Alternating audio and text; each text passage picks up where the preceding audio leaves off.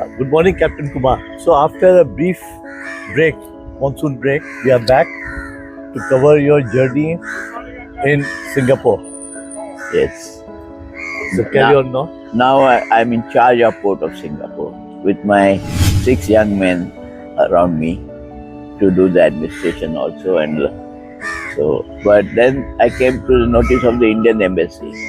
So they started calling me for all embassy parties whenever big personalities from India came, like President Giri, Oberoi hotel owners, Gokte mine owners, Chauhan, who was Chief Minister of Bombay.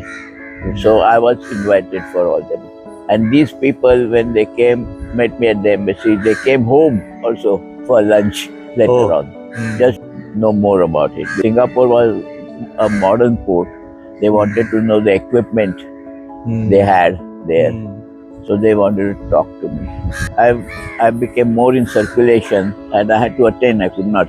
But then the unfortunate part was that in the embassy, the ambassador's wife was always looking for gifts. And Really? she was hinting my wife also, I know your husband gets, how much he gets and all. So that was a bit embarrassing part. They were always looking for carpets and all gifts from us. So this went on for a year or two. I took over north of Singapore. I lived this with the young people in this side of that was controlled by both Malaysia and Singapore. They had their big shipyard, Sembawang shipyard. So my control tower was in Sembawang shipyard, where they had Bethlehem shipyard making oil rigs and all. So they used to make them. I used to float them on barges, and then they take. That way the oil rigs before they used to take 6 months to reach Houston. This was American shipyard.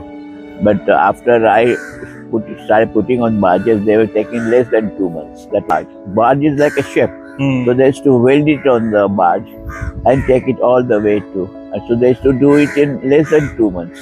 One time they had a big accident and the oil rig went down, and then I helped them to refloat it.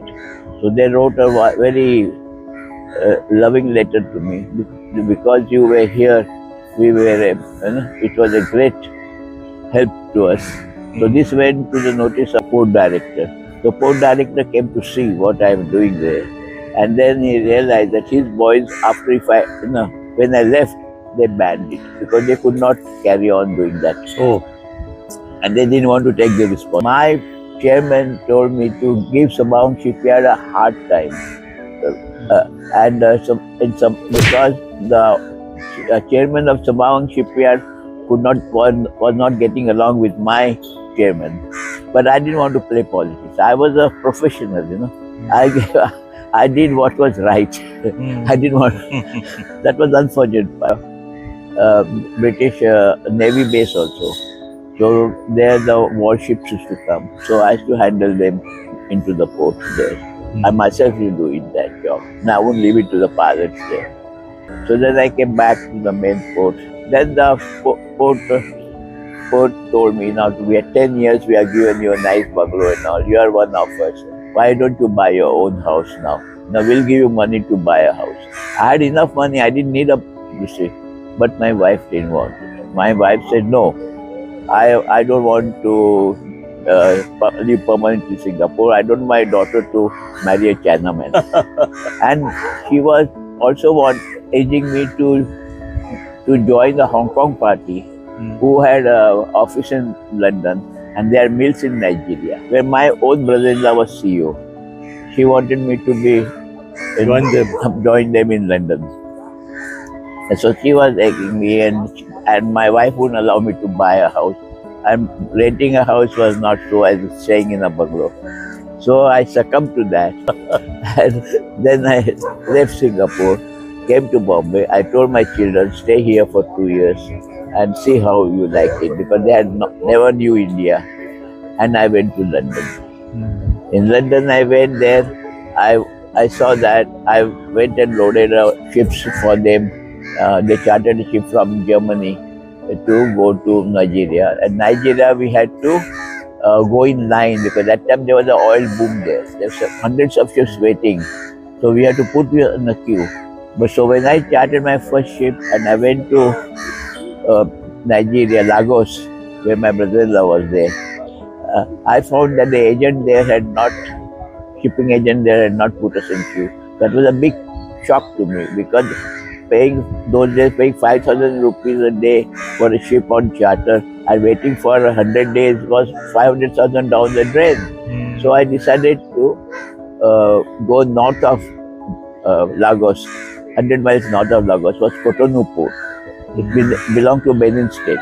So I took the driver from, the company's driver from Lagos. I drove to Cotonou. I met the harbour master there. I told him, he's a big African fellow and a tall fellow.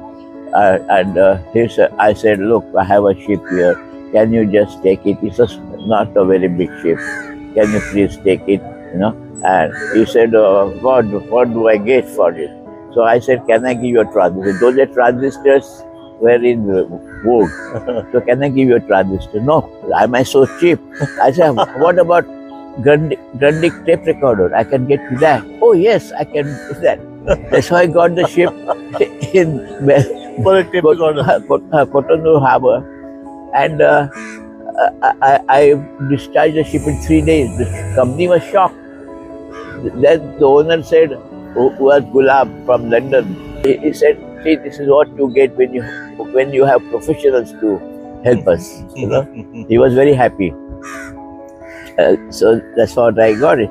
Then the best part was coming back, they on the border of Cotonou and Nigeria, I saw the police there. So my driver said, duck. And they started shooting because we did not stop at the stopping place because I didn't have visa. I had bullets going from one door to the other door. And that's how I came back to Lagos. And the best part was transporting our cargo from Cotonou 100 miles away was cheaper to my mills than from Lagos Harbour. It was so cheap. It was because I had transport from Cotonou, But you could have died. Yes, I could have died also. So then I came to London. I told him, what about my status here? You're not. He said, you take residency in Nigeria. I said, no. I said, I want to stay in So there was a bit of a lull. Same time I came to know my son was sick in Bombay and he was taken to hospital. So I just left, in that mood, I just left them without telling them. Came to Bombay. It was a Saturday morning. I went straight to the hospital. It was in Tardeo. I forget the name of it. And I saw my son like a skeleton. This was about 6 or 8 months after I had left them. So I was shocked to see, So then my wife went to her sister's place in Girgaon for a bath. So I was sitting with him. My son said, Baba, give me something to eat, otherwise I'll die. And he was shivering. So I got shocked. I called the house doctor. He came and gave him a jab. He said another 5 minutes would have passed away. It shook me so much. So then Monday morning, 3 doctors came. My own doctor, Dr. Soneji from my community was there. He came and 2 other doctors accompanied him. So then Dr. Soneji said, no, we had done lymphatic gland liver biopsy. Now we want to do spleen biopsy. But meanwhile I gathered my friends who had met me from Bombay, who were doctors, who had come and enjoyed my hospitality in Singapore. I called them. He said, please don't do spleen biopsy. They will say, don't do, because 1% sure chance of death. So when they came on Monday, I said, no, we're not going to do that. Give some tablet to reduce the fever. He was having 103, 104 degrees temperature.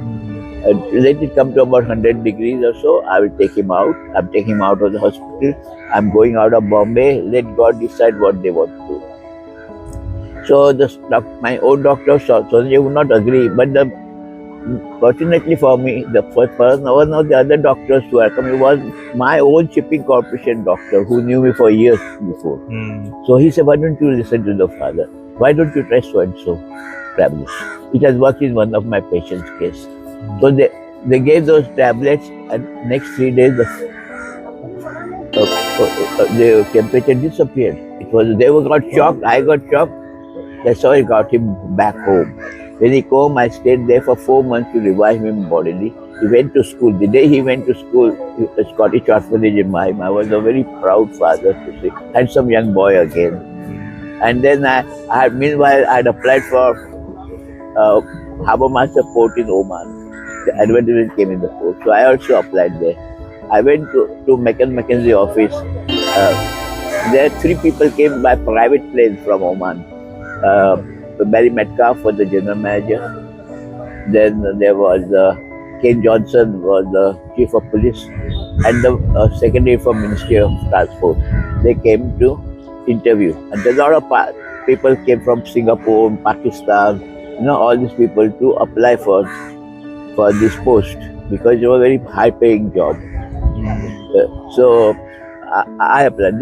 Barry Metcalf, I gave my file to the Omani minister to read. It was full of praises there. And I was talking to Barry Metcalf. He said, "Now you have left Singapore, you have left London. What will you do now?" I said, "Sir, 3/4 of the world contains water. With my references, I will always float." And I got the job. Oh, so that is how your life in Oman started. Now. Yeah. Okay, that will be next chapter. Thank you. Okay, thank you. Thanks. See you in next chapter.